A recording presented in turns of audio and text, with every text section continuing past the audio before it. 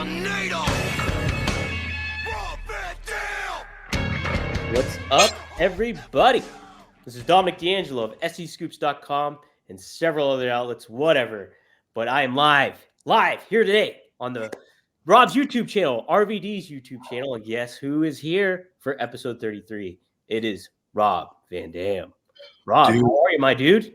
Man, that is always the safe guess. I noticed like the last 3 weeks in a row, that's the line is guess who's here? Guess who's come to dinner? Guess who's come to dinner? Yeah, man. Almost New Year's Eve, which is also Katie's birthday. Really? Yes, sir. You didn't know that? No, I did not know that. Yeah, every year. So my birthday is 1 week before Christmas, then there's Christmas, then 1 week later is Katie's birthday. And now that we have Dee here, Katie is 2 weeks after me, and then Dee's birthday is 2 weeks after Katie's. It just doesn't stop. It keeps going. Yeah. It keeps going. Festive season. Are you guys the same zodiac sign or whatever it is? No. I guess I don't know where the cutoffs are, but they're between us. Oh, yeah. Wow. I'm Sagittarius, and I don't know what she is. She's something else. They both are, I guess. Capricorn, maybe, but don't put no money on that. Look it up. Ask Google or Siri or someone with credibility like them two. I won't make any bets on it. So hey, maybe we can figure out what our special guest zodiac sign is here coming up. Rob. Yeah, man. So called my friend or texted him from Back Row Studios, movie creator extraordinaire and co-creator of the hit classic documentary Headstrong, Joseph Clarke. Joseph Clarke Buttafuoco. That's the best intro I've ever received in my life. Hey, good, man. I was aiming high. I do everything high. You hit it. Thanks, guys, for having me. Appreciate it. Fan of the pod. Thanks for joining us. What's your birth sign, man? Yeah, what's your sign? I'm a Taurus, bro. I'm a Taurus. Okay. Is that April? April, May? April, May. That means I'm stubborn. That's what the girls on Bumble tell me anyway. You are stubborn. Hey, is that the platform that we have our show on? Oh, that was Rumble. Never mind. Oh yeah, we're on Rumble too. That's different, right? Yeah, that's completely different. Bumble would be a good platform to broadcast this on, though. Let's do it, Joe. Help us out, man, because right now we have 32 subscribers, and half of them watch, and then half watch later. So there's 16 people. There might be 2 dogs or cats watching instead too. But they're important people. I mean, when I get the messages and they say, dude, thank you for what you do, for being so honest. Especially like last week, we did a pretty heavy, man, I already put a filter in, and that's why I can't shake the weed out to put the filter in. There's already a filter in there. Oh my God. I'm so embarrassed. But we talked about some heavy shit last week we talked about mental health. I watched that. You got to watch it, you said? Oh, he watched it. Well, you did watch it. So I the feedback I get from that, just like, I don't even know how you could weigh something like that. It means a lot just to have people that tell me, hey, I really needed to hear that. I didn't know I needed to hear it, but or whatever, just knowing that and that's why, like I said, when I started that, it's like, sometimes when you can say something and maybe it could help somebody else, you just do it. So that's really rewarding. And I talked about last week, got pretty personal, talked about, fucking antidepressants, and did you going in that you were going to discuss that or get that personal or go that deep, or did it just kind of happen? I honestly don't remember, and it goes both ways. It goes both ways on the show, Mm-hmm. Like I have an idea of what I want to talk about tonight, and it's it's actually and it's related to this, people, and I just sent a tweet also that said to anyone that's struggling, this virtual strength is for you with some biceps. Whoa, holy Damn, dude. dude, what the fuck, Jeez. bro? But anyway, people saying that they're struggling, and some of them got descriptive about what their situation is, and it's like, dude, it's obvious that a lot of other people are struggling, going through dark times, and it seems to help just to know that you're not alone, because it's something that you feel very alone with when you're going through it, because people don't seem to understand around you, but there are people that are out there, whether they're right next to you or not. And did you plan for the podcast to kind of be a platform for that openness, or has it just evolved as just an outlet for that? Well, I was doing the RVDologies on my YouTube anyway, and then I think it was just natural to maybe do a short version of it on here. I can't really remember. You wanted to incorporate it early on, right? Okay, yeah, because but that is me. I mean, people come to me for advice. I mean, lots of times, all the time, and and by the way, R.I.P. Petrie, cancer overtook her. Well, I'm sorry to hear. What day was that? So emotions have been all over the place. So that's another reason, to connect with people that are also going through times like, man, especially around the holidays, because you see everyone else is like so happy, and you feel like, man, how come I'm not happy like that? Or like I said before, the days are darker and they're colder and they're fucking. Yeah, we miss Petrie, so that one's heavy, but well, I'm really glad. I've said always, I find holidays to be disruptive, personally, I kind of like the routine of what's going on and shit. But I wanted to mention that about Petrie. Barbie's running around a little confused, but so far it's just her now here. She'll probably make the show. Oh, she's sleeping right now.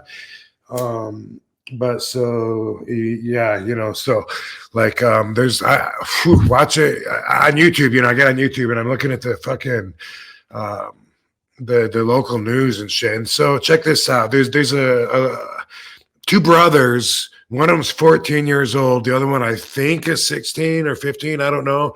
And they're fighting over a fucking Christmas gift. The mom spent more on this guy than this guy. They're fighting over it. And then the sister, who's an adult, clearly she comes in and she's trying to break it up. The 14-year-old shoots the sister. And then the other brother shoots the 14-year-old. I heard about this story. Oh my God, dude. Right? Man, there's so much grief, for everyone to deal with. And then there's shit like that. And then you probably also saw the murder-suicide that guy, I think he was an ex-cop, and it was his wife.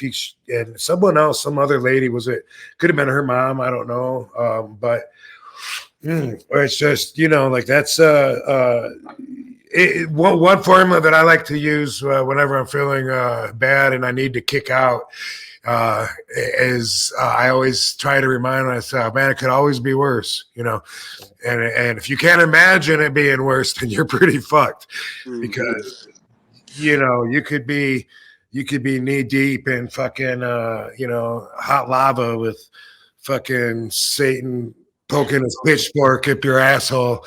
Well, Rob, I was gonna ask you, I know you were kind of going through it, and I apologize to hear about Petrie. She was an awesome dog and everything, but you told me the other night you were going to go see the Iron Claw, and I was like, well, in a weird, bizarre way, like that actually might not be the worst thing, because like that's such a depressing story that it might like get some perspective for Rob. But do you want to share what you kind of felt about the movie at all? Not to I'm like playing down. I'm genuinely curious about your. I wasn't because I don't want to be rude to the movie makers, but I walked out. Really? So I wasn't going to say that because I'll give it another try, but it was too depressing. At that time, I wasn't in the right state of mind to watch it. And like after the second brother died, I was like, yeah, all right, I got it. But up till that point, first off, Zach fucking Efron, huge. He was so fucking jacked. And they did a good job, acting or whatever. I thought like you had to be a big wrestling fan or else you wouldn't understand any of it. It just seemed to move so fast from well-known shows to cameos, actors, playing the cameos of well-known wrestlers. And I just thought like, wow, like I'm going to see this typed out. Like, wow, like somehow that's going to be in my transcript. I see that like in the shorts, like it'll write out. The shorts do that. I was like, wow, man, like, wow, I couldn't. Anyway, I thought that it moved really fast and it would have been challenging for people to understand. It was kind of challenging for me to understand it because I was still waiting. But again, I'm gonna give it another chance. So I don't want to, put any negative energy out there. At the what'd you think, Chavo as the Shishi? I didn't even see that. Oh, really? Okay. Yeah. Okay. So, but yeah, no, it'll be interesting. I understand that though, especially what you're going through at the moment. It's like compounding on top of it. It's like it's a lot. It's a lot. Joe, what did you think of that? Everyone's going through some shit though, so I don't want to dwell on that, but we will get back to some hopefully advice I can give some other people that, just like always. From an outsider standpoint, it was kind of interesting because I'm in Vegas for a little bit and I got here a couple weeks ago and Rob told me that Petrie was pretty sick and we kind of had this impromptu ceremonious goodbye to her with like some of Rob's close friends, and it was kind of this beautiful night where we got Petrie's close friends. Really cool exchange, and it was a really powerful moment in a lot of ways, and like it put some perspective of where I'm at in my life, and so really sad situation overall, but I thought that night was really cool to share that. I did too. And so we did that because the emergency room had told us to expect about 2 days. And that was like 2 or 3 days before Thanksgiving. And she made it, until just I guess December 23rd.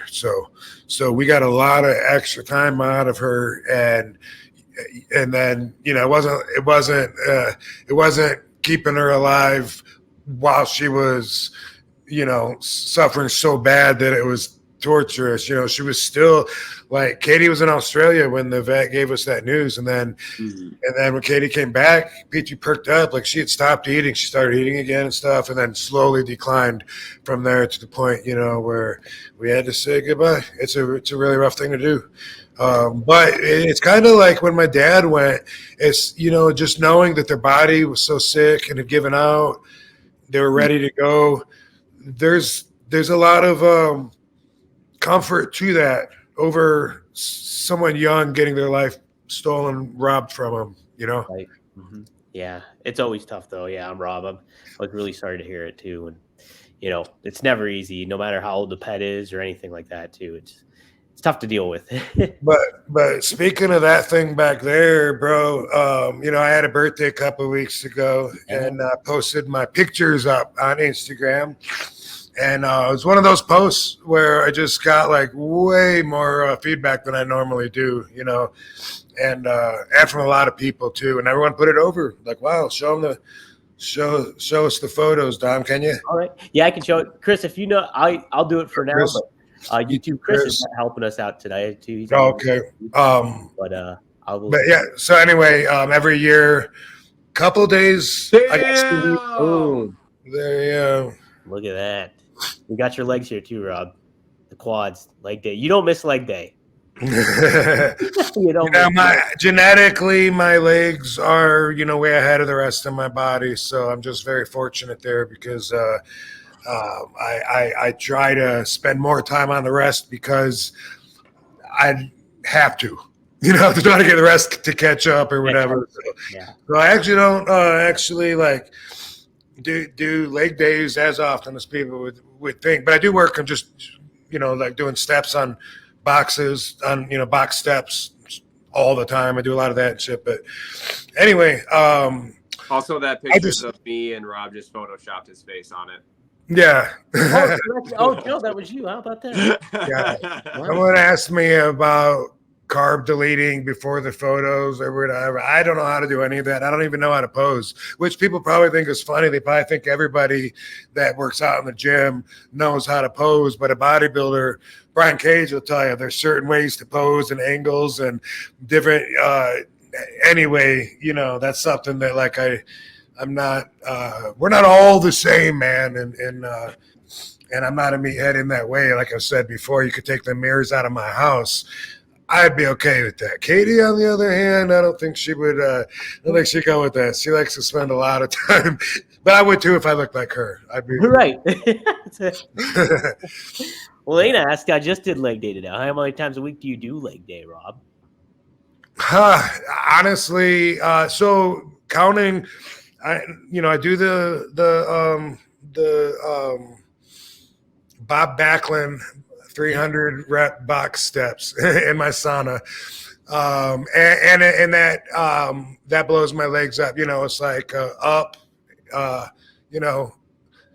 step, down step, up step, down step, left, down, left. And anyway, but I'll run it. I control the speed, change it, however I want to put into it. And that has made my legs like really vascular. And that's mostly what I do. And I do actual like legs probably, and this has been for years, probably like once every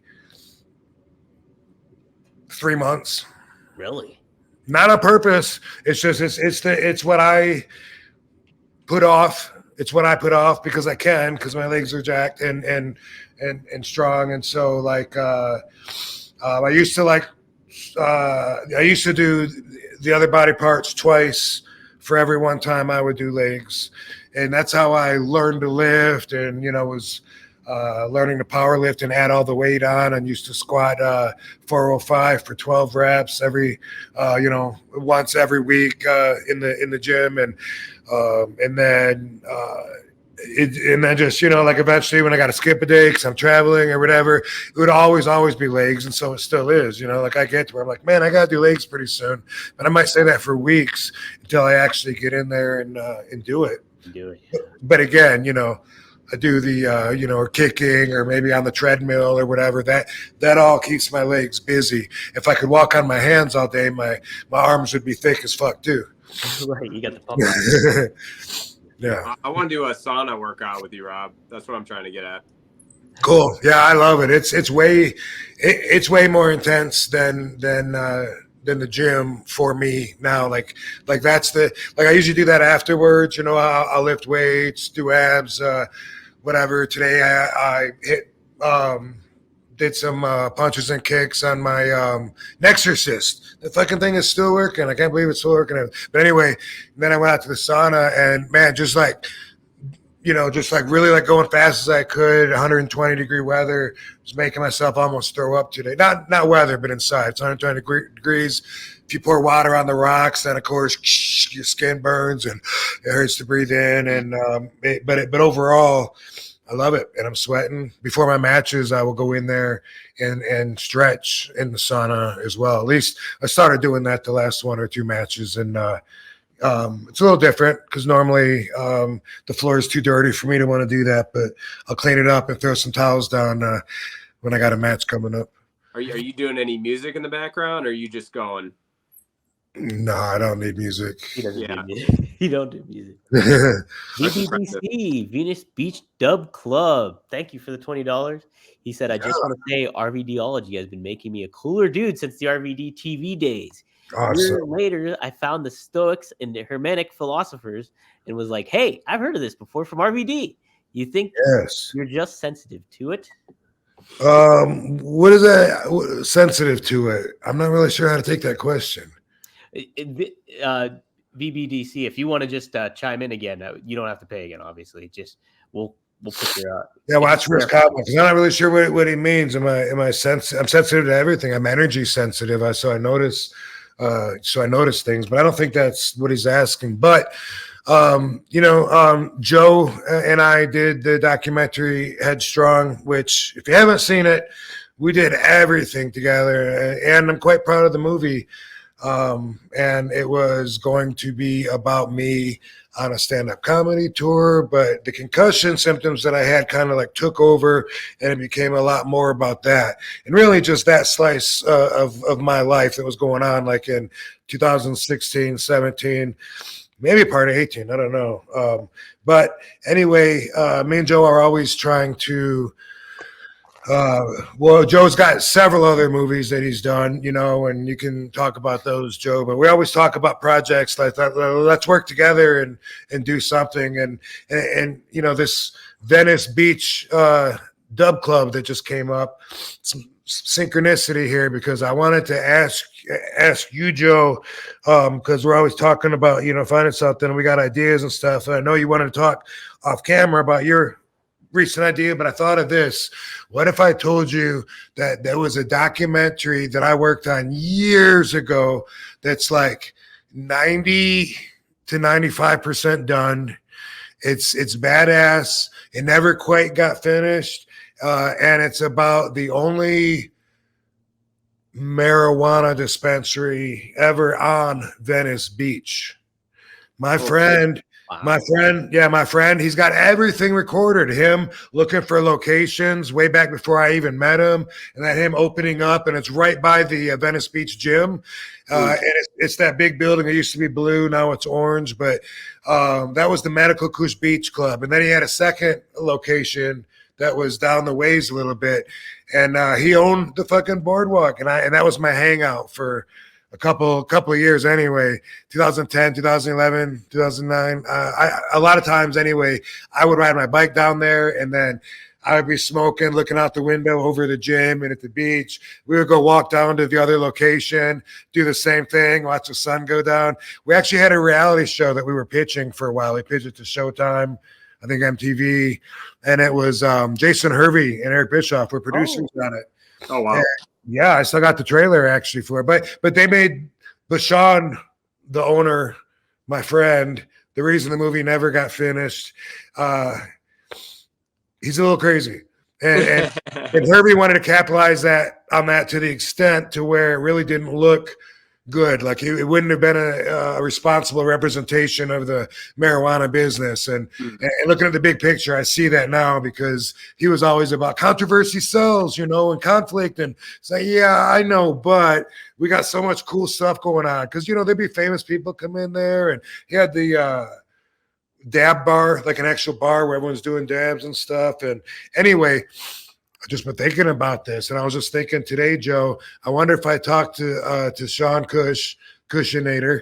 He also did my music, by the way. Yeah. He has Headstrong music, doesn't he, there? Yeah, he did a lot of the soundtrack in Headstrong too. Yeah.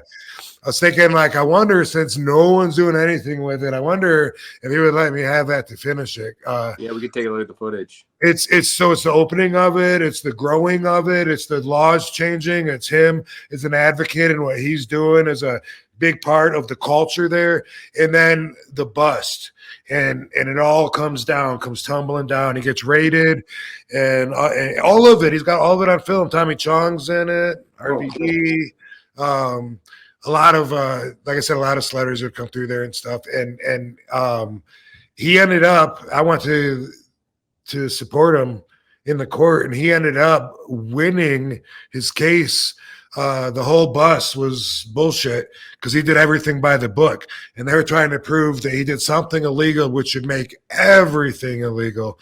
And they were not able to prove it, and the jury ruled in his favor. But by that time, he's out over $500,000. His place has been closed. They had stolen his car. Boom, all kinds of shit. So they just leave you, you know, like, okay, here, enjoy what's left of your life, even though they were in the wrong. So it's really fucked up. And I thought that we had a really good doc going that captured the story. Yeah, maybe let's talk to him, see if we can see some of the footage. Yeah, I believe I have it somewhere. I think I have maybe the whole thing. Also, I do weird you mentioned that. Speaking of synchronicity, I remember listening to an Eric Bischoff podcast, and he told a story about how he went to Venice Beach just to visit one day, and he heard someone calling his name, and it was you from that dispensary. Say like, Eric, come up here, and he said he like went up there and hung out and stuff like that.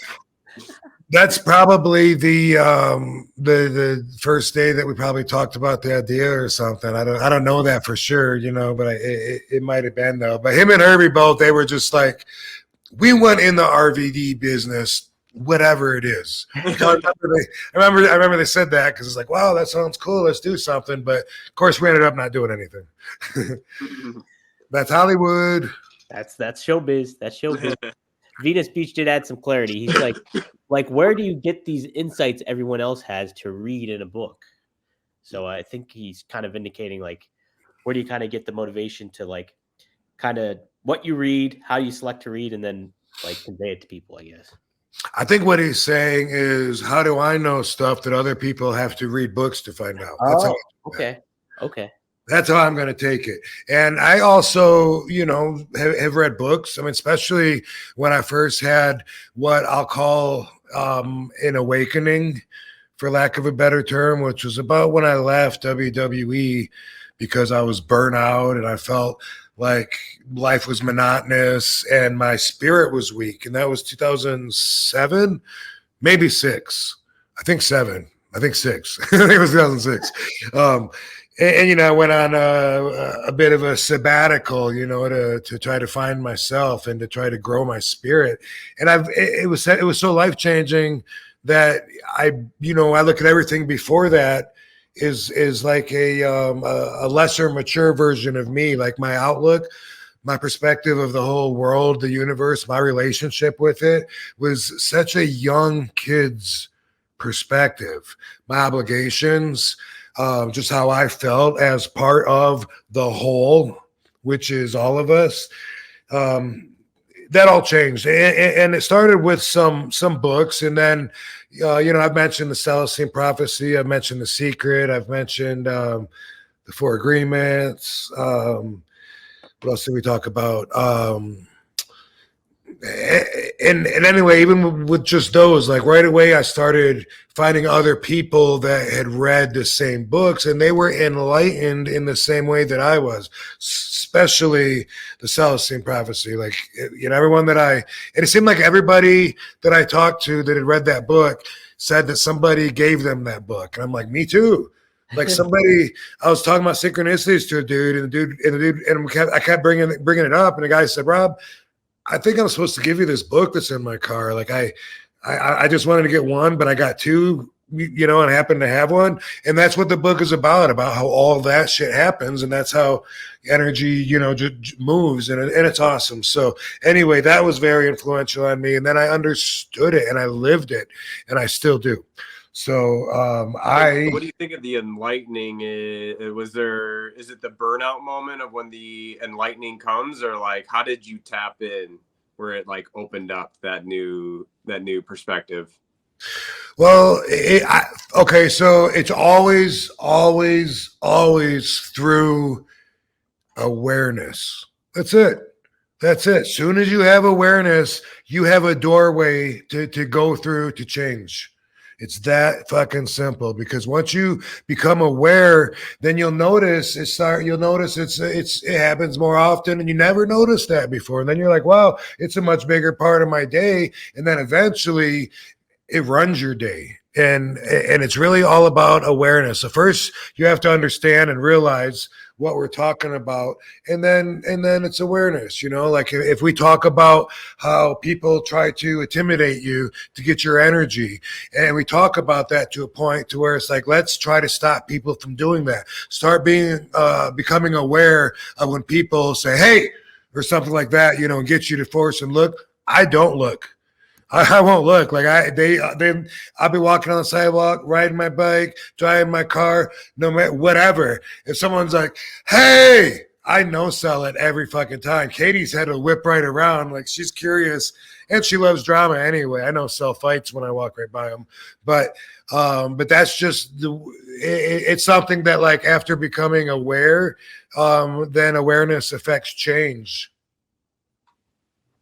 That's interesting. Yeah, guys, Celestine Prophecy, that people are asking about it in the chat. So have you read it? I haven't read it yet. I cracked open the first chapter here, but I gotta Gotta tell you, the first chapter is pretty rough, and but it really is. It's almost like I almost want to tell people to skip by it. I got Scotty Riggs the book, and he might have given up. I haven't talked to him about it in a while, but it's like, man, the first part to get the story going, you got to go through a bunch of bullshit because it's an actual fictional story, but it contains like 9 insights towards spiritual ascension, and when you read it, it reads as very true to those of us that are like-minded. Like when it talks about energy and it talks about synchronicities, and you go through all of these from the 4th insight to the 5th insight, and all of these you accept that as truth, even though it's a fictional book about a guy that goes to Peru in search of this manuscript that contains all of these insights. So the guy, he's got his adventures, he's discovering these insights, and so you go through his pathway, but you're also learning at the same time. And after the Celestine Prophecy, there's non-fictional study guides to go along with it for that reason, because everybody, that read this story got a lot out of it, and we're able to better their lives. And so now there's a book on the 10th, and I think up to 12 insights, and there's the non fiction study guide where you go through and you go through all the insights and apply them towards your life, and it's a really cool thing. And like I said, after reading that, I just see everything as energy, which it is. You look under a microscope, everything looks the same. It's all just a bunch of little moving around molecules, so my perspective of this big pool of energy that we're all part of, it changed to where I accept, like we're all in this, whether we're talking about the air or the water, the ground, they're all just different molecules that are grouped together through vibrations, but really it's all like a big pool, and we use our senses, and that proves it to me. I go out there today in the sun, and I'm like, I feel the warmth of the sun. How far away is the fucking sun? But I actually feel it. I feel the heat because the sun is dissipated to that point, but it still reaches me, and we all dissipate and add to the pool from our physical selves. And that's something that people have to get their head around, but it explains like so much. And once you see it, you see it. And then, there's like a net or whatever you want to call it, that everything is connected to instantaneously, so that's why I could be thinking of a friend in Japan, and all of a sudden, boom, I get a text from him, and I'm like, whoa, how did that happen like that quick? And that's how it happens, because everything's connected, and fuck, I picked up my phone to text Joe earlier, and boom, he texted me right when I was about to text him. It's not like I text him every single day, but that kind of stuff, just being aware of it. And me and Joe got to points where we document it and write it down and study it later and stuff like that. Those are different levels of awareness and effort put into recording it, instead of just letting it slide by, and so what a coincidence, because that's not even in the game. Rob, can I ask you a follow-up on that? Like, yeah. when I think about wrestling, I think about energy in a lot of ways. And like, when you're performing, let's say in front of like an ECW crowd where there's an energy exchange that is very intense, either between the wrestlers or between you and the crowd, do you consider yourself like can you control that energy or manipulate it as like a conduit? Or how can you relate it to you as a performer? Because obviously, like for something like that, I feel like that's part of the adrenaline of wrestling, is like the intensity of that energy exchange. Can you talk to that at all? Man, I'm not sure I understand what you're asking. I'm not really being clear very on the question. I guess I can relate to you when you talk about that energy, and I like everything, but I mean everything's energy. So when you say that energy, I'm not really sure what you're talking about already. I feel like with a crowd, the energy is more intense. And, okay. I guess as a performer, does that mean, do you have, as your awareness of energy, do you have more control over energy, or do you know how to like read energy? Or Do you relate it at all, I guess, to your wrestling? If I get what you're saying, the answer is yes, but you don't have to be an energy ninja in order to, I mean, that's just part of the job as a performer, you know, especially a live performance like wrestling. Like, you notice when the crowd is quiet or when they're really behind it. You notice, you know, when they're intense. So that's just part of the job. So that's part of the awareness. I guess I never really thought of it. Maybe that's what you're doing, is you're making me connect that and see that that's kind of like the same way in a bigger universally. Because like for instance, I just was talking to somebody yesterday saying I'd wrestled in Korea one time, and the crowd was so easy to work with because they were so excited. All you had to do was like flex your shoulders, and thousands of fans, oh, and because they didn't have wrestling live every week, you know, it was a very rare thing. Maybe they'd never had it. I doubt that. But anyway, I'm sure a lot of the fans had never been to live wrestling before. And so but all of us, that's part of our profession, you know, is to pick up on that. And then the veterans, the ones that are better, you know, like John Cena can turn a crowd around. If they hate him, he can make them love him by the end of his promo. I've seen him do that in Wales and a few places in the UK. And so, like, if I get what you're saying, that's part of the job. And so, yeah, you could train yourself like that in life also to be aware. So you were asking about the energy, and I feel like you're talking about like the energy that the fans are putting off.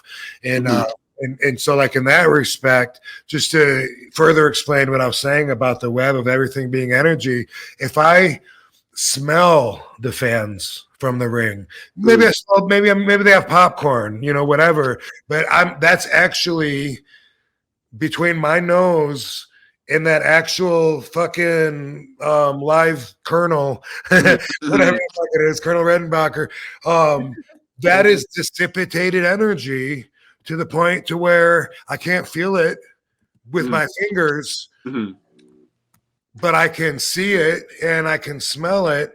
Maybe I can even taste it. And so everything is like that. And it's like, when you think about it like that, like, you are here with me right now, just in such a dissipated form that you don't even know, but like, whereas you think you're solid, and that's really like an illusion. I mean, it's you're only as solid as the vibration that holds you together. You know what I mean? And like I said, the microscope idea usually helps people understand it, because you think your finger's solid, but you look at it, it's a whole bunch of little molecules moving around. And even those molecules, if you get something that can see the atom and the nucleus and, you know, and your electron and everything at the most minuscule level, that when you get to that level, I don't think you even notice the difference between air and your body, you know, and water. I think at that point, it's just all the same. That's where my sensitivity has kicked up in recent years, is being able to walk into a room and like sense that like a dark energy, or someone's like really, really pissed off, or like you walk in a room and it's like, whoa, like something's off here. You know, like you can almost see like the aura around someone, where you know that they're giving off a vibration that's something's really off, and it's like sucking stuff in, you know. So, but so one thing just to point out, what you're talking about actually doesn't even use any of the five senses. It's something else, you know what I mean? It's like your common sense, it's your observational sense.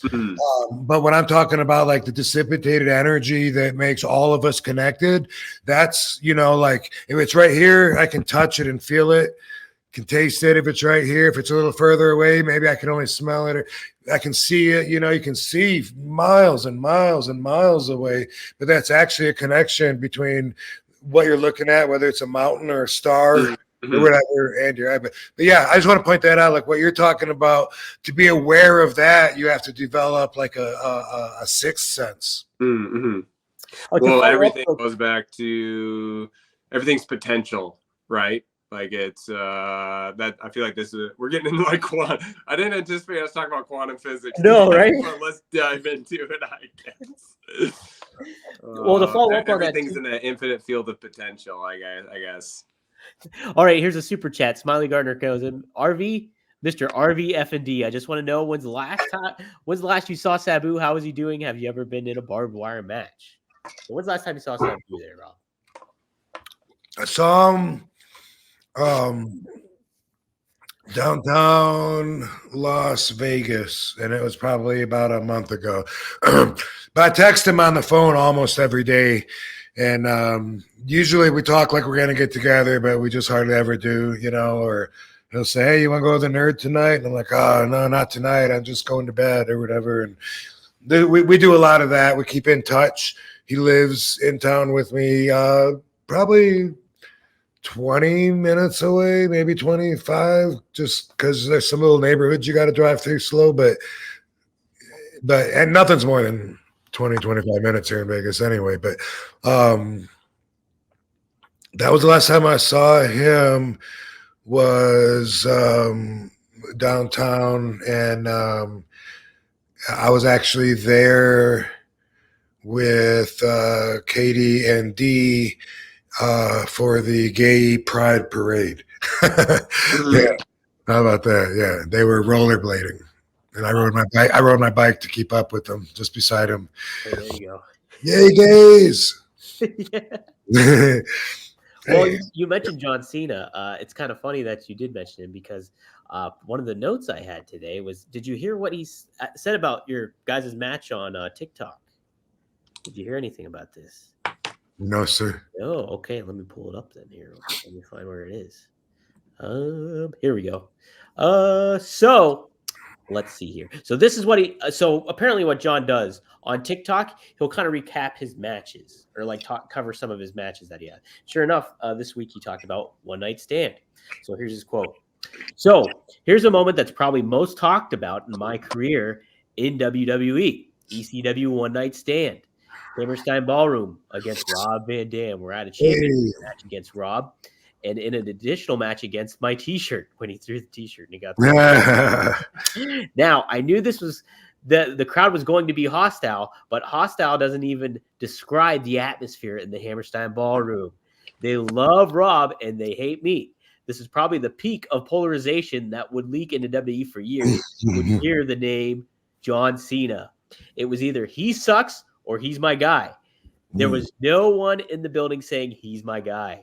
Rob and I went back and forth, and you can kind of see of a non-virtuous side where I begin to push the boundaries of good and evil, because I was trying everything, and it seemed like the world was against me. Indeed, it was. Rob's talent absolutely shows in this match, but the world right here is against me, and I'm speared through a table by Darth Vader, a.k.a. my arch nemesis, Edge.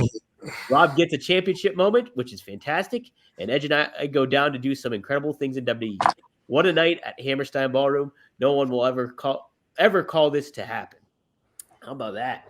So, wow, man, how long is the fucking TikTok video? I was thinking they were all shorts. That's yeah, all they're all, I know. Well, they go up to 10 minutes now. Oh, okay. But and he's speaking like into the camera, or what? Speaking into the camera and stuff. Cool. So, yeah, cool. Covered it up. If I can find it, I'll send it to you. And I guess, yeah. Rob, that's kind of like what I was asking about. Is I think I was talking about energy in a different way. Maybe I'm almost referring to it as electricity, but like that's the perfect example. Is that night is like, can you describe from an energy from that standpoint of being in that position on that night to have all that be directed just right at you as like a lightning rod of energy? Like, can you still put yourself back in that place and feel what that was like in that moment and describe that feeling? Because I feel like that's something that less than 0.01% of people will ever feel in a lifetime.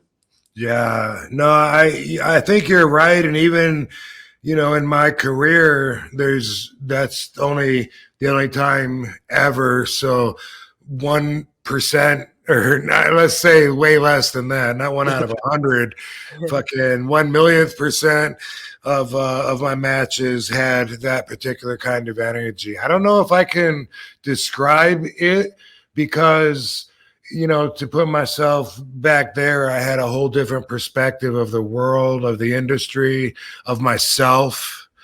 of my indestructibility, of my excitement for ECW to be coming out, and my ability to show everybody on the biggest stage there is my favorite style that before was so extreme that it couldn't be shown on such a big stage. So I was really, really stoked. And I've said, on here before, like I felt like I couldn't be beat. I felt like I couldn't get hurt.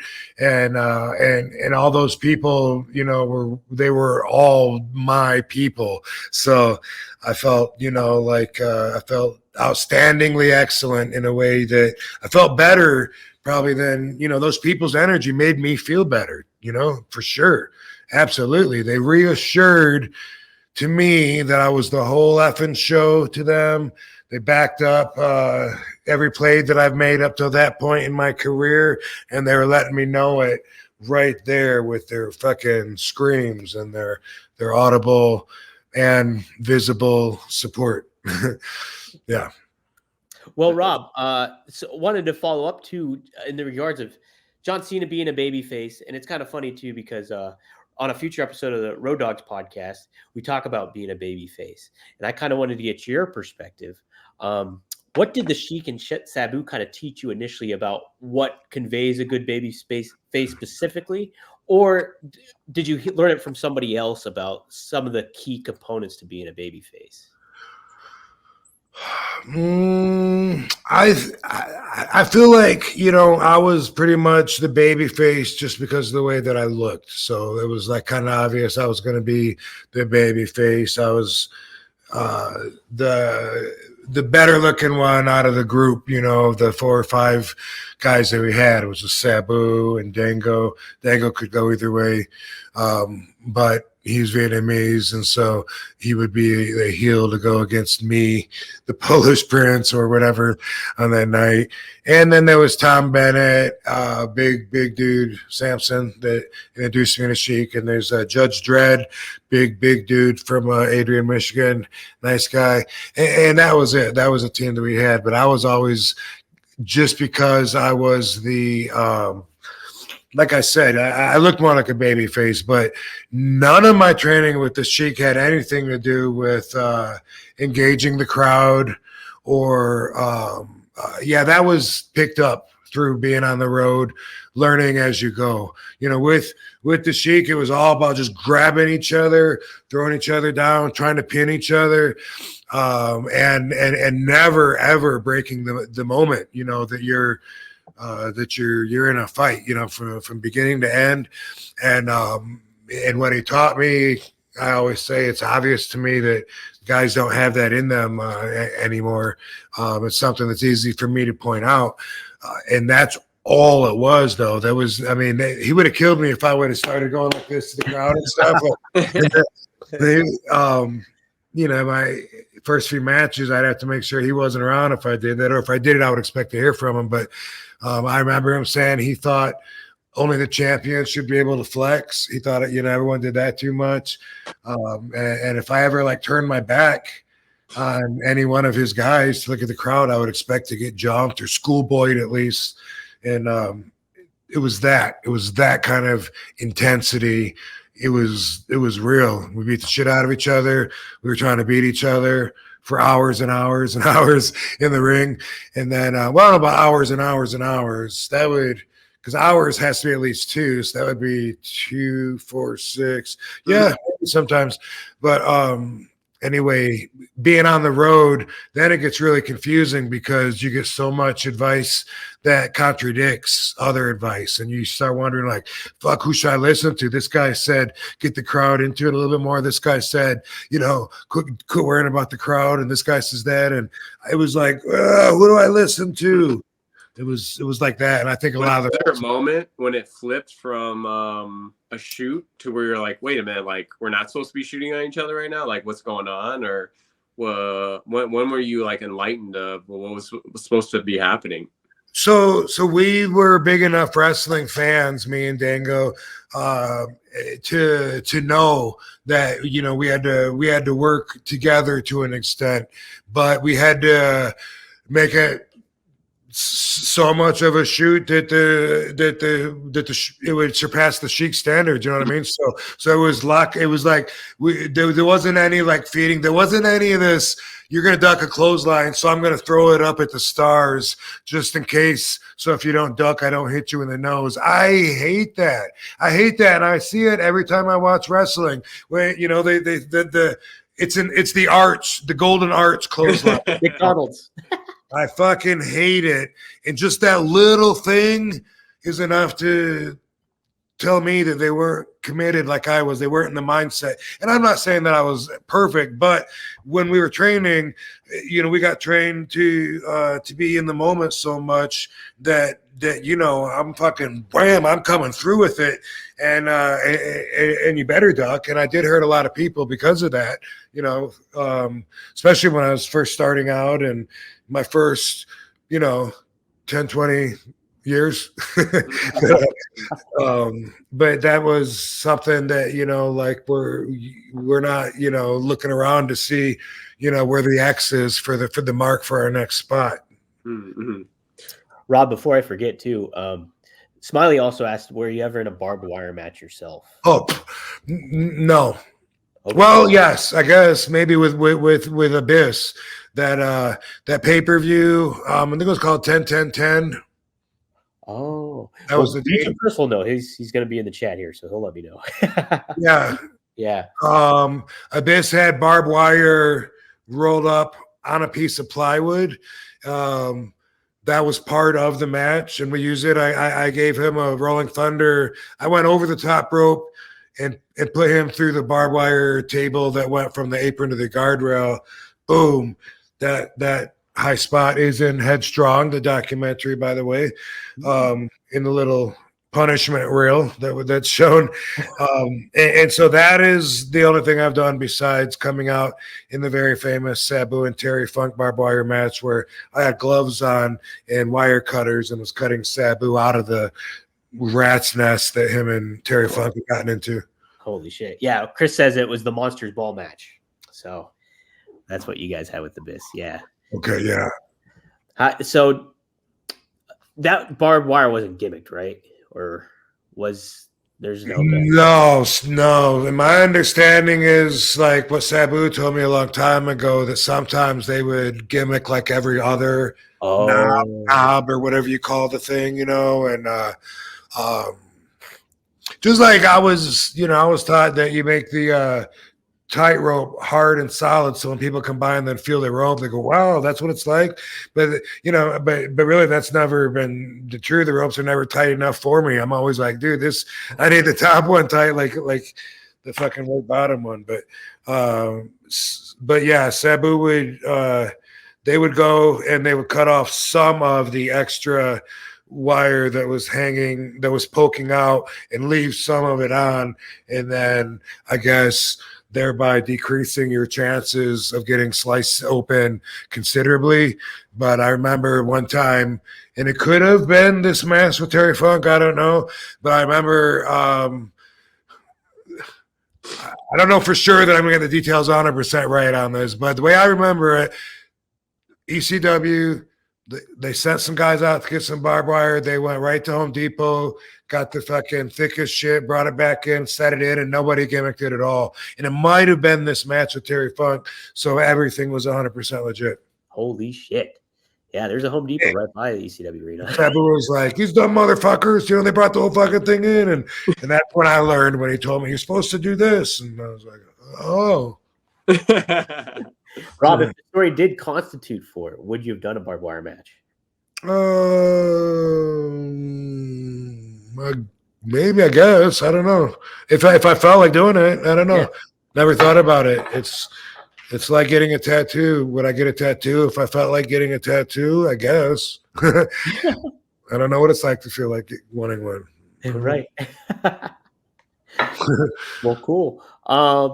What I also wanted to follow up with too, with regards to John Cena, why do you think John Cena as a babyface? Now, specifically with One Night Stand, obviously he was the hated guy there, but overall during that time, you kind of mentioned it there. Moving on from that, he became really polarizing. Why do you think he was so polarizing at that time, Rob?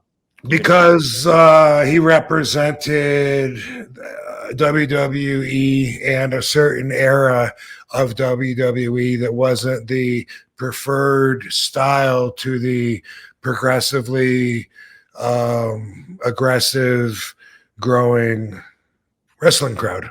You know, they were like ready for a change. ECW was so revolutionary. And then Cena represented what WWE forced down the fans' throats at the time.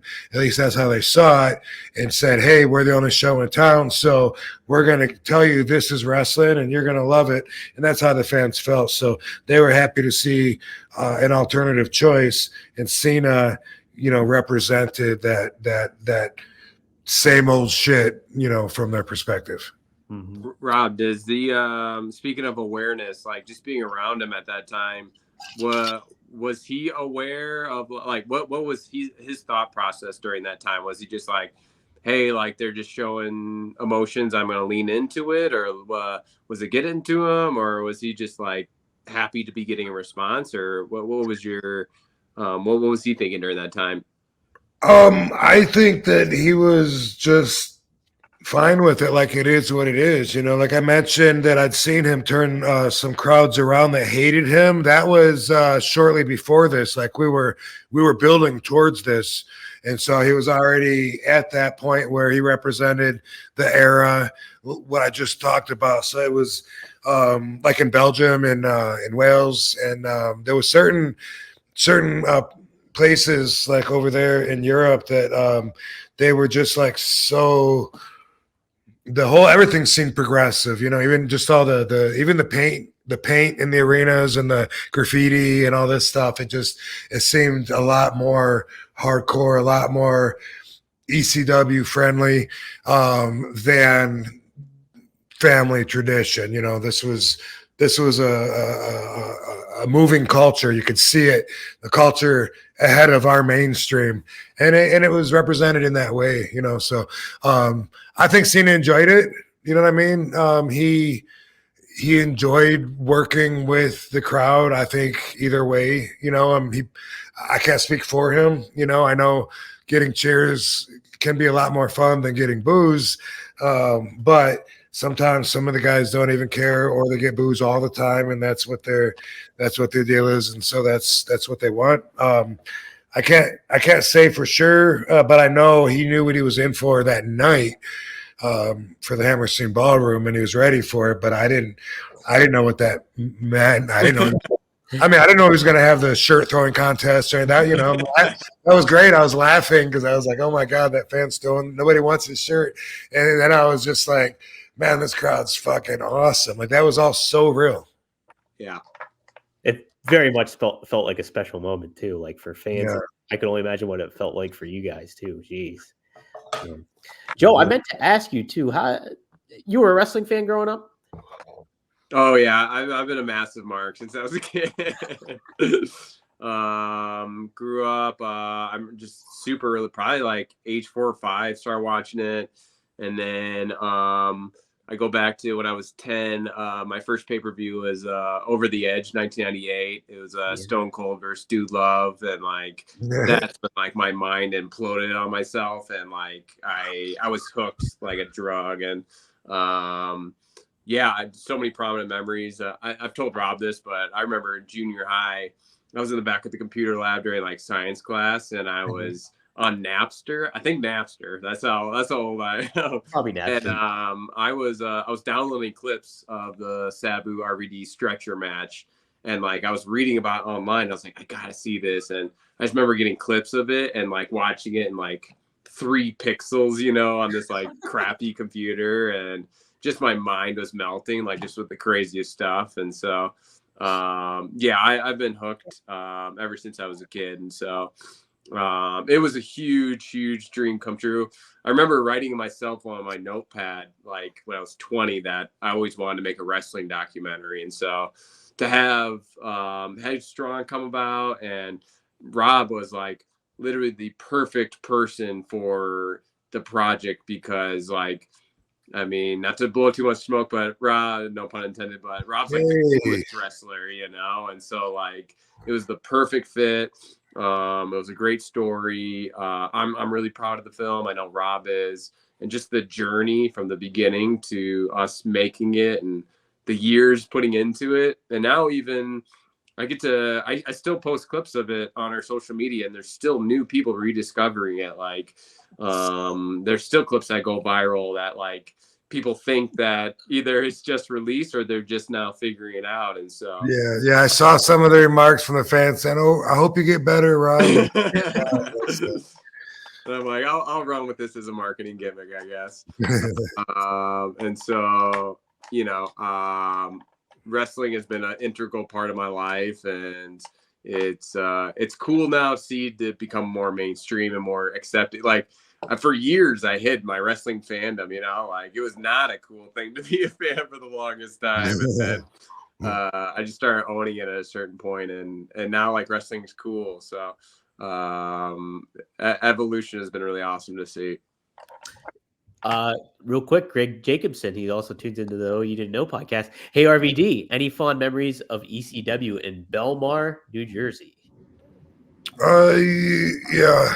Yeah. So in Belmar, there was a bar, and the ring was outside.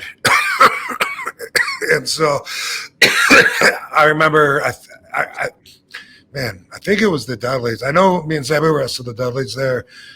This was either that match or might have wrestled the Eliminators there too. But we went there sometimes, and it was, the fans loved having us there, ECW fans in New Jersey. But the outside shows are always contingent upon the weather. I remember when it was like really hot, and so the canvas was really hot, and so like it hurt, like it burned on this one day to lay on the canvas. So we're trying to wrestle, and then we're laying down. It's like, oh fuck, because just right in the sun, everything was cooking, and I think of that.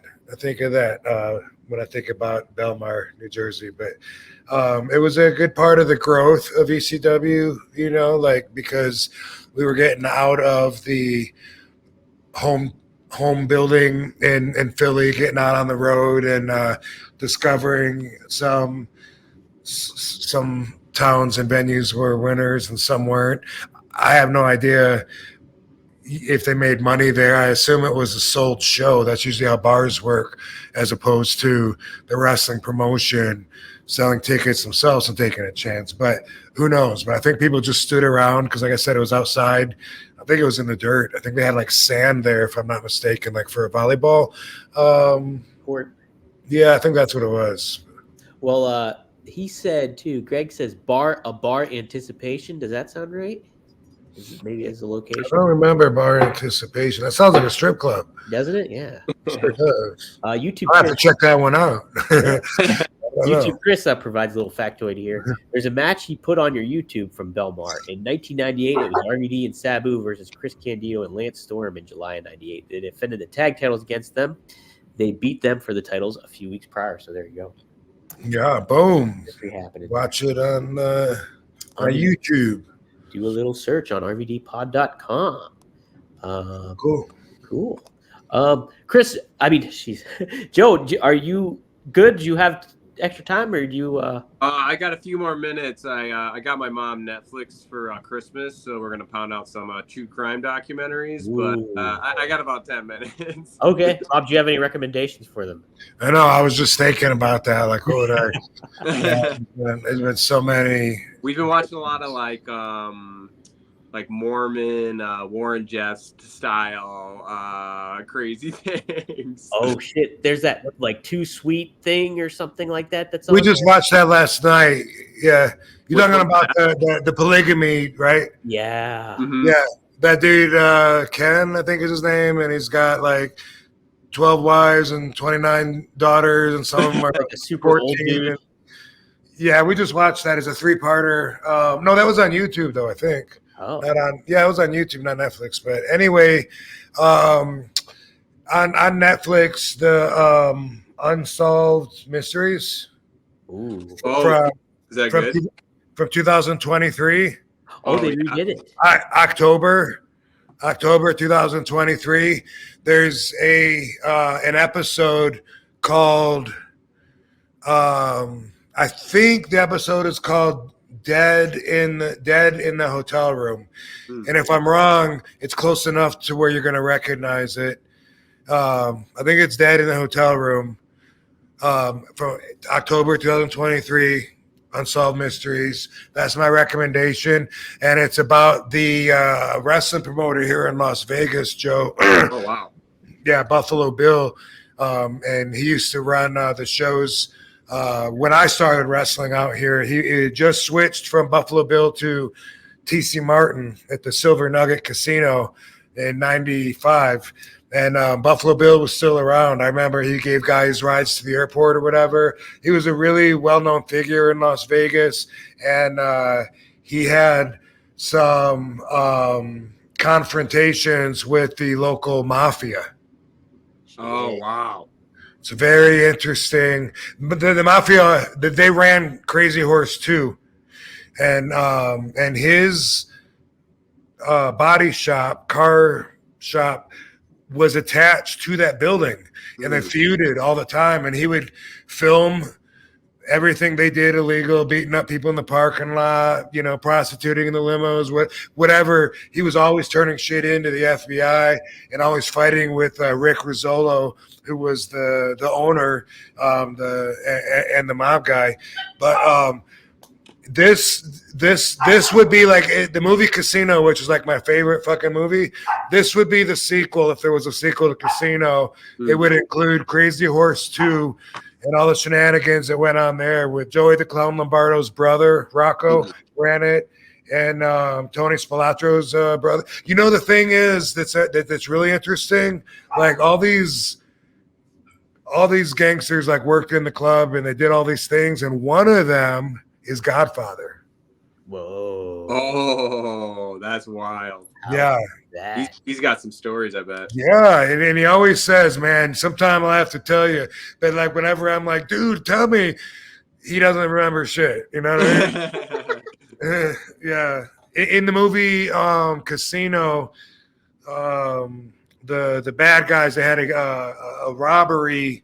They had a gang, and they went around robbing all these places, and they called themselves the Hole in the Wall Gang. And it's portrayed in the movie that they're robbing Bertha's jewelry store on Sahara, and they would like blow a hole in the wall on the side of it and get in through there to bypass the alarm. And anyway, big buzz because there was an informant, and the cops were already watching them and all this stuff, and they all went down.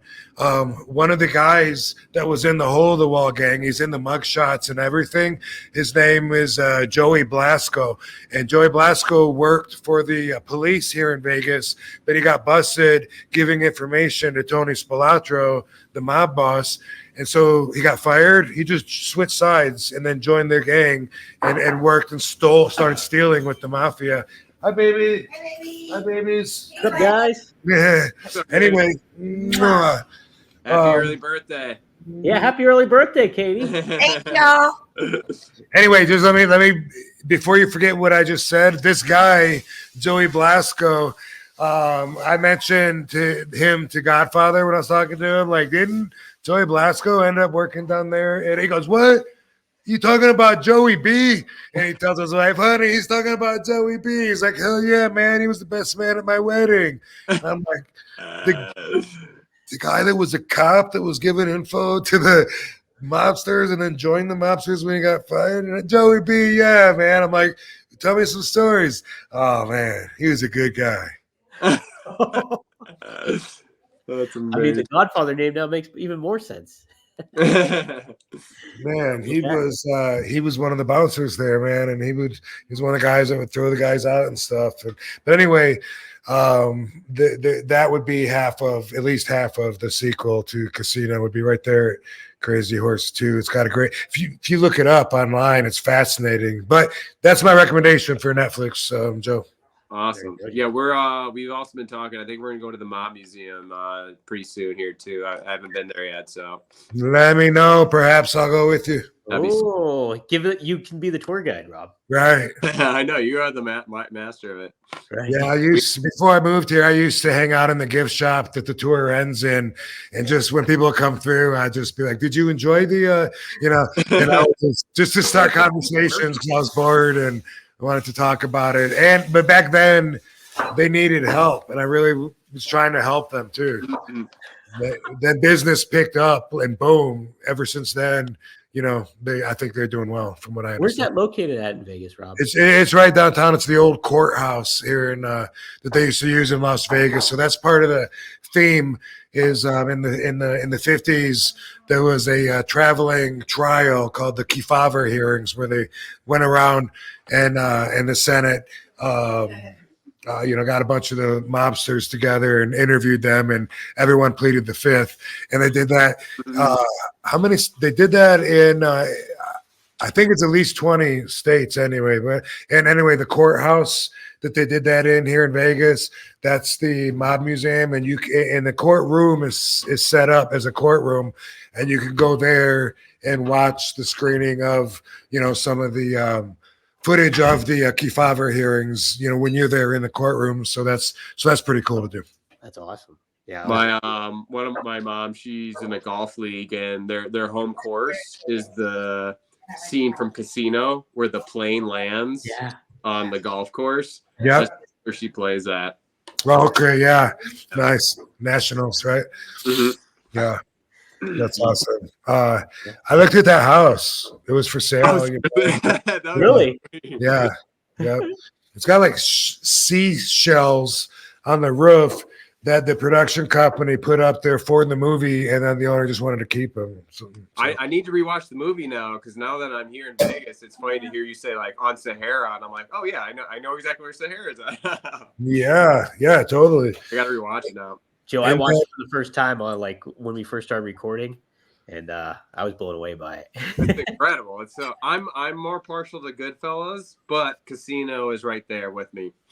Yeah, they're both very, very good. Those are to me, they're almost equal, but I like the West Coast and that flavor. So I lean towards that. Sure, man. You look awesome, baby. Look at you. Thanks. Look at my wife. Dude. Yeah. Hey, Hey, Joe. Hey, happy. What What are you guys gonna do? Champagne. Oh, Ooh, nice. I told you we were in the Pride Parade. You guys know what you're gonna do for your birthday yet, Katie? I don't know. Maybe the skating rink. Oh, sweet. Oh yeah. Oh man. And we can see from our house, we can see like a 360 view of fireworks. No way. Upstairs deck. So it's cool to go up there on big holidays, and then everybody in our whole neighborhoods doing their own little private party. Plus, we can see the fireworks from the strip. Yeah. Wow. So that's something special. Jeez. How about Oh, well, Anyway, speaking of Pride, I was on my this was a few weeks ago, but on a Twitter argument with some dude, and he just would not shut up, and he thinks he had such a good point, kept coming back, and something about he thought I was gay bashing because that's something that I tweeted. I can't remember what it was. I can't remember, but a lot of people came forward, and a lot of people mistook it, and other people said that's not what he said at all. But anyway, this guy kept going on and said something about gay hating something, and I'm like, dude, I said, my wife has a girlfriend, right? And then he said, oh my God, this is what he texted and tweet. Oh my God. He goes, you do know that I know someone that's gay, so I'm not an anti-gay. Doesn't work, right? You do know that, right? Please tell me you know that. Oh my God. Tell me you know that. That was his response. And I'm like, does this guy know what happens during throuple sex? Oh man, that's this thing. So many people try to perpetuate something online. It's like every once in a while I get into entertaining little back and forth with them, and then we usually talk about it on here. Twitter wars, Rob. Yeah. Well, and then people are like, why do you waste your time with these people? And it is a waste of time. Some people, they're not ever gonna, you're not gonna get through to them. But there's a lot of other people that read it that I might get through to that either they'll enjoy it or maybe they'll learn from it, from my response or whatever. Right. For other people too. All right, guys, I gotta get rolling here. Hey, anything you want to plug? Yeah, anything you want to plug? At Back Row Studios, if you want to follow us, we're posting Headstrong clips like right now. So we'll be and hopefully Rob and I will talk about future projects on a future episode too. Absolutely. Fucking hey, yeah. So tell Mom and OJ I said. You can explain that story when I'm off the air. Awesome, guys.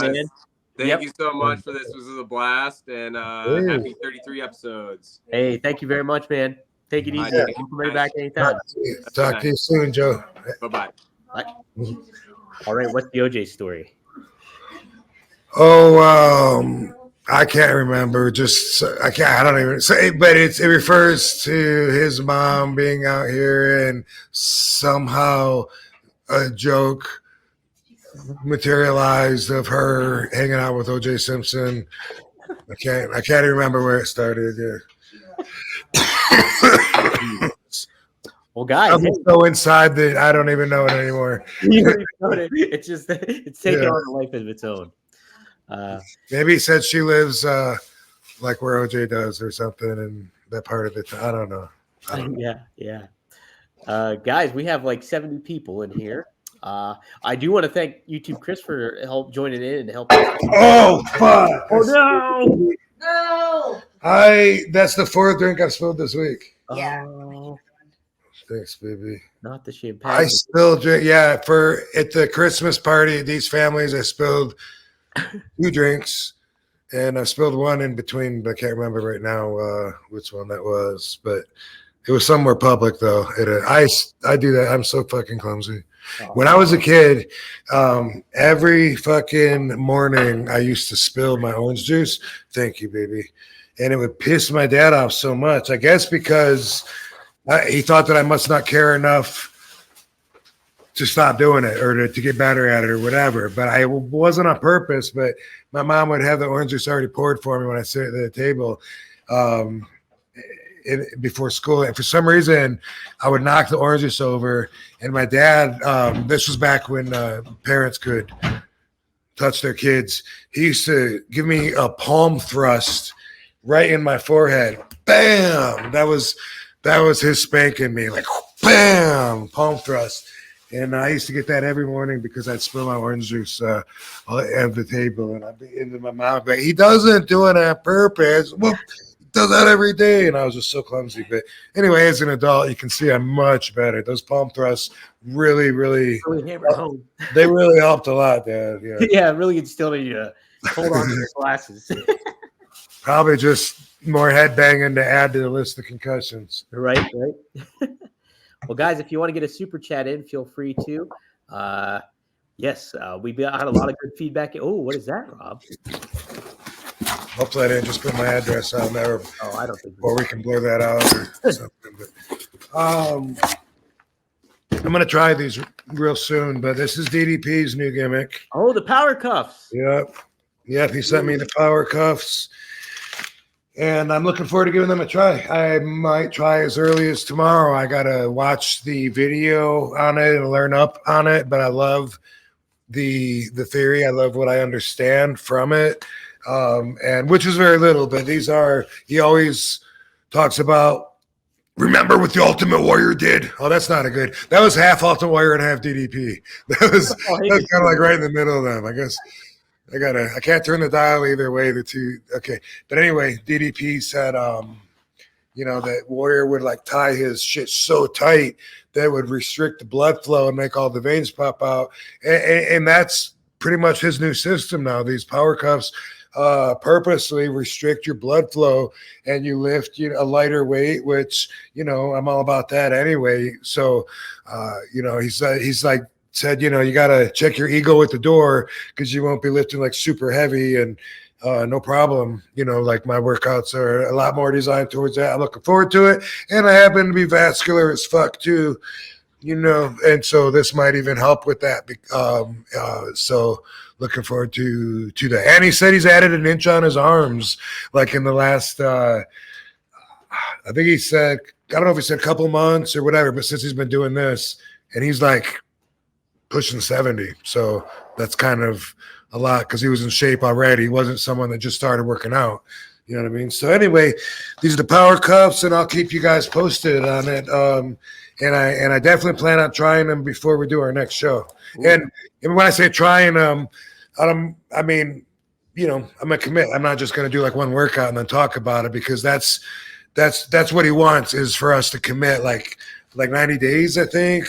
That's what he was wanting at first anyway, in order to give it a fair try to see what it can do and shit. You know what I mean? To stick with the plan for a while. So I'm gonna fucking do that. Dude, that's nice. Yeah. I love DDPY. That's how I started doing that like 12 years ago or something like that. And it's all that dynamic resistance stuff, and your body just feels great after you do it too. I love that DDP is such a figure of health and athleticism and fitness. You know, I just love it. I love him being that guy, the Richard Simmons of our world and industry. It's so awesome. And he's, you know, such a great guy. And he's helped so many fucking people. Right? Awesome. Yeah. Very awesome. Well, cool. We'll wrap this up here pretty quick. I did kind of want to get some perspective on something the Undertaker was talking about. So WrestleMania 7 took place, and he actually brought up about the Sergeant Slaughter angle with Hulk Hogan and the Desert Storm stuff that was going on at the time. And I thought he was talking about how Sergeant Slaughter got like death threats and stuff like that. So kind of want to get your perspective on this too. So obviously, the more personal you can make a wrestling angle, the better it's going to be. And if you throw championships on top of all that, it really makes it even more compelling. But I mean, personal rivalries were always the best. And we were at war. So this was a bold move to do this angle.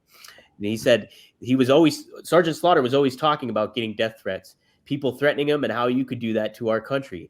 It's just like, come on, man. It's pretty good, man, if you have to say. Honestly, it took at the time period for someone for Sergeant Slaughter's character, his career, and his gimmick, everything else to do that. It was a bold move, a real bold move. Rob, do you remember that kind of affecting you at all too, starting off early in the business, that whole storyline? I don't think that affected me, or I don't remember how that it did. I don't see how it could have. But this was Sergeant Slaughter turning heel? Heel, yeah, and joining up Sheik, and then that whole aspect, or the Iron Sheik, obviously, and then him going, and like them having to change venues and all that stuff when it came to like, you know, bomb threats. Well, you know, I mean, as far as my thoughts on it, I mean, you said it right there when you said the Sheik.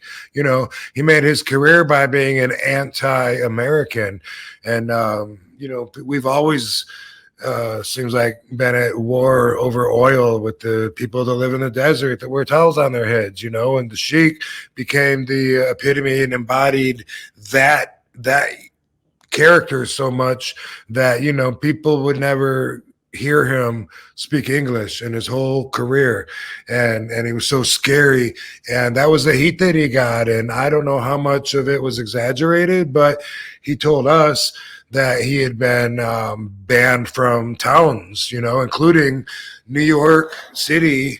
He told us when he trained us that he was banned for I think 2 lifetimes from New York City. Now that could have been some cap, as Katie taught me, means, I guess, exaggerating, but that is what he taught us when he was training us, and I know that he did get that kind of a heat. You know, he would wrestle back then baby faces like Bob Backlund, for instance, in Detroit, and everyone would be behind Bob like he represented them, because Sheik was that guy. He was that heat. So as far as me and my thoughts on whether the Iron Sheik and Sarge pushed the envelope too much or crossed any lines or whatever, that's just what it is. When we have heat with the Russians, Nikolai Volkov, you know, Ivan Koloff, Boris Zukov.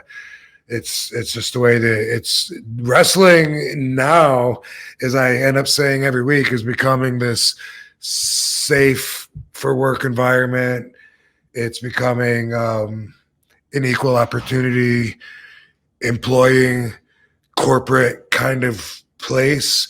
And it used to be a good old boys closed door, behind the doors secret society, and it was always very stereotypical in that way, that you had somebody representing each ethnicity to draw those people, but also to draw heat. Right. And you look at nowadays too, you have guys that are kind of standing out a little bit more and trying to break that convention too, like a Mustafa Ali, who's kind of he's now a free agent out of WWE, and he's kind of making his own way, and like trying to break that notion of like, oh, there's the foreign heel or anything like that going on. And it's a very different aspect of things. But Smiley Gardner chimes in again. Did you ever want to be in CZW, Rob? No. I didn't think so. Did not think so. I'm not even exactly sure what that is. I think that CZW, I think, was the group that was across the river when we were running ECW. Okay, yeah. So yeah, they were. And Boo would work for them and work for both. Dennis Caruso, I think, was a promoter. Yeah, Dennis Corluzzo, was that him? Caruso? Yeah, I think it might have been him. Yes. YouTube Chris might know. But yeah, no, that was they did a little bit more deathmatch kind of stuff. I know John Moxley got a big part of his start there and everything. And yeah, definitely a different kind of. And I always have been and still am, about the booking is about the business end of it anyway. You know what I mean? So like, I don't know why people think that I would want to go somewhere for any other reason, to travel away from home and to wrestle, because I love the business, and so I'm going to work for a tenth of my fee because it'll be fun. No, that's not. It's my job. It's what I do, and so it's always been about that too. So I'm not saying I wouldn't have wrestled for CZW if they would have wanted to book me and we would have worked things out. I don't remember actually ever talking to them firsthand anyway. Just a little chatter like, yeah, I think they want to bring you in, but it was heat with Paul already, and it was so long ago I don't really remember. But I don't think that I wanted to specifically wrestle for them, and I don't think that any bookings were on the table that I can remember. But it's a long time ago. So if YouTube Chris says bullshit, you wrestled Balls Mahoney for CZW right here, I got the proof, then my bad. My bad. It's possible. Well, cool. We'll finish it up with this. There's news that just kind of broke that Sasha Banks seems to be now Mercedes Mone. She's kind of moving on and trademarking some names more related to Monet, so kind of indicating that maybe she's not resigning or going to sign again with WWE. We talked about women's wrestling last week, and she's always been a prominent name here and kind of like the evolution of women's wrestling. Kind of wanted to get your thoughts on Mercedes Monet and everything like that. Have you interacted with her before? And what are your overall thoughts on her? I think she's awesome, and super, super nice. When I talk to her and stuff. But I was a fan of hers when I just watched her work. She was one of the frontline women that, in my mind, helped change the whole playing field, from women wrestling being something that it was okay to not be the best, and then it changed to where it's competitive. It could compete with the men's on on whatever you judge a match by, you know what I mean? So it's like I'm a fan of that. As I've said, I'd rather watch women wrestle actually, and a lot of them are really great looking too, and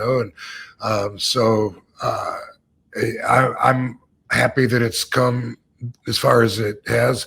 And Sasha is one of the wrestlers that I think of that was on that forefront when I saw it changing into like, holy crap, like these girls are having like a really good match and they're all really talented and they look like they know what they're doing. And it used to not be so much that way. Like it used to be when someone said you hit like a girl, that's because girls would kind of hit funny. And it used to be that we only do that again. Okay. It used to be that girls kind of did everything a little funny or a little different when it came to wrestling, and that was just accepted. And they threw that out the window during the Sasha Banks era, in my opinion. Yeah, no doubt about it. And somebody that always gets credit for helping out the women wrestlers a lot is Fit Finley, I know. And so, and he's kind of helped perpetuate that notion of like adding legitimacy to those kind of matches and bringing that more to the forefront. So it's pretty cool. And it's just we talked about it last week, and it's definitely a fascinating aspect where and to Sasha Banks, like you think about the match with her and Bayley at like NXT TakeOver Brooklyn is such a huge takeaway match. People always praise that one. So yeah, she's definitely a pioneer, so to speak, on that. So cool. All right, Rob, it's that time again. It's time to wrap it up for our music. Where's my RVD music? I'm concerned though. My issue is I don't want to get a copyright flag, so I got to try to figure out to get your music. Cushionator music. I got to remember that to send it. Okay, send it. No, yeah.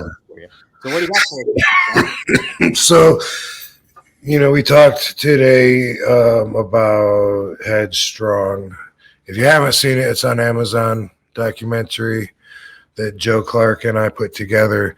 And, originally it was going to be about me doing a stand-up comedy tour. It was going to showcase me on stage, that side of me. And in the end, it ended up following me and my adventures through dealing with concussion symptoms.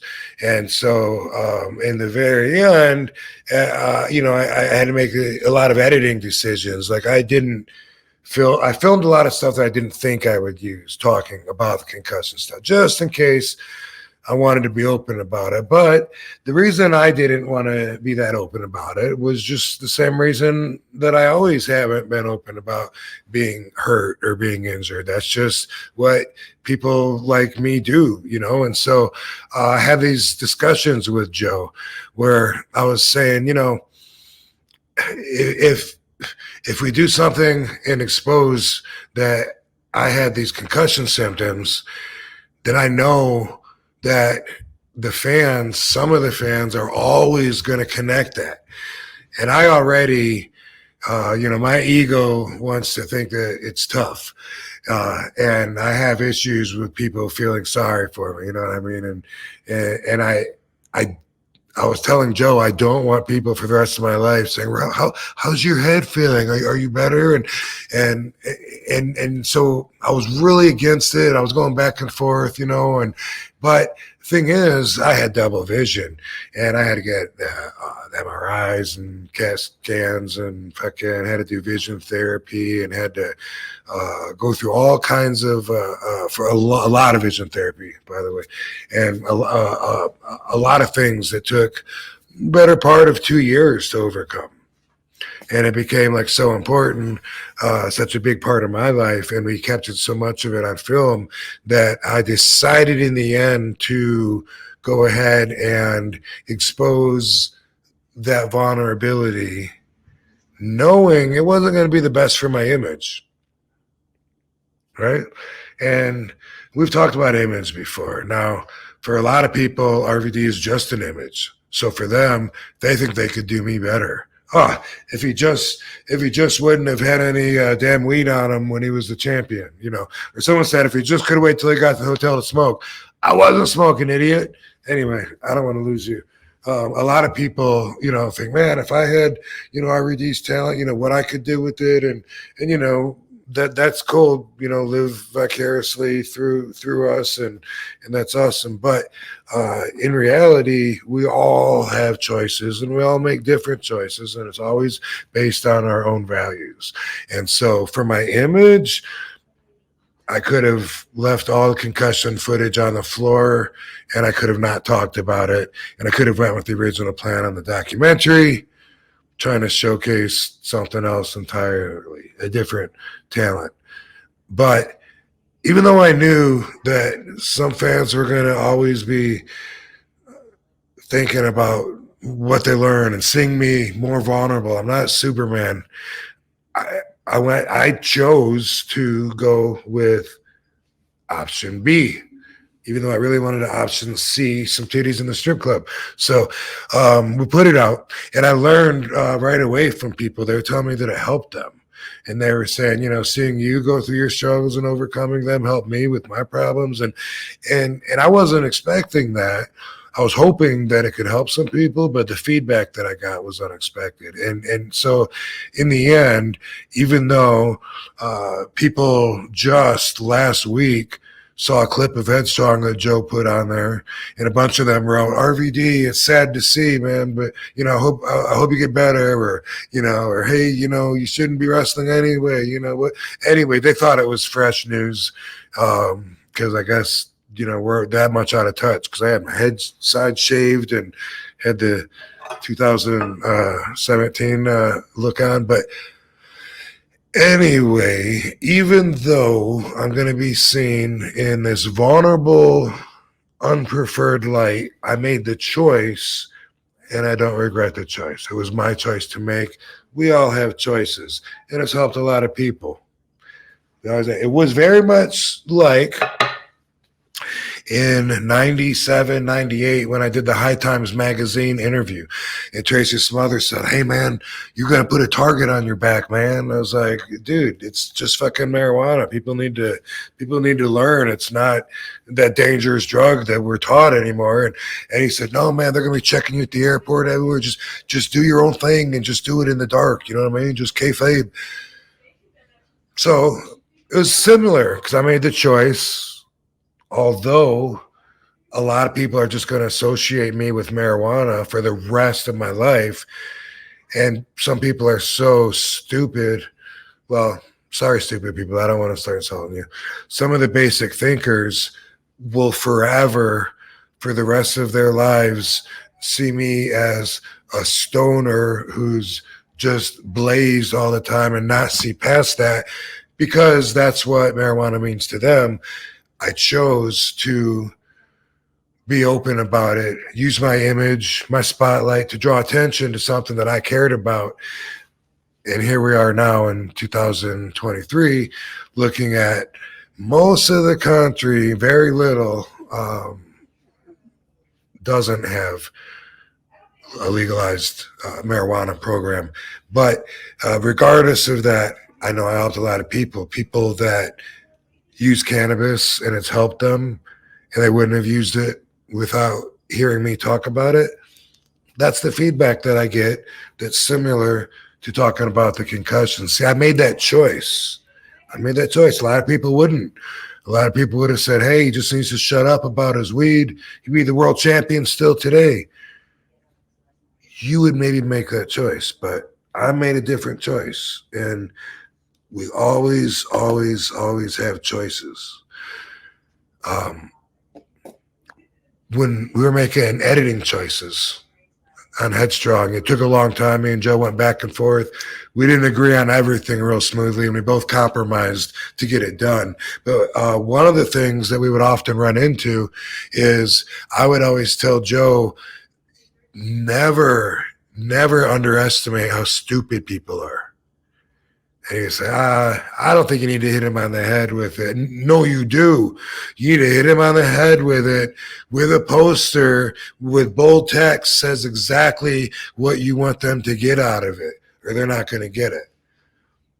One time we were referring to the news at the end of Headstrong that I get that I don't have CTE. I actually got it from 3 different doctors, but I think 2 of them are on film.